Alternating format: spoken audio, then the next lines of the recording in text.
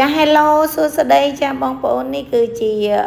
ប្រភេទសណាញ់មុខភ្លីបត់ហើយយើងទទួលការកំងច្រើនមែនទែនចានេះជាសកម្មភាពនៅរោងជាងអញ្ចឹងជាងគាត់កំពុងតែចាដំណើរការនៃការផលិតនៅប្រភេទសំណាញ់មុខភ្លីបត់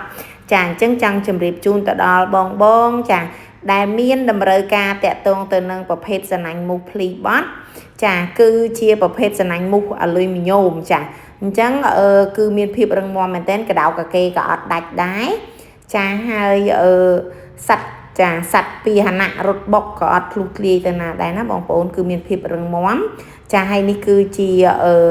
ផលិតផលសម្រាប់អញ្ចឹងគឺជាសកម្មភាពដែលជាងយើងក៏ប៉ុនផលិតបងប្អូនមើលទៅនេះជាប្រភេទសណាញ់មុខរបស់ក្រុមហ៊ុនយើងចាគឺមានភាពរឹងមាំមែនទែនហើយយើងមានពណ៌ខ្មៅហើយនិងពណ៌ប្រផេះណាបងប្អូនអញ្ចឹងស្រេច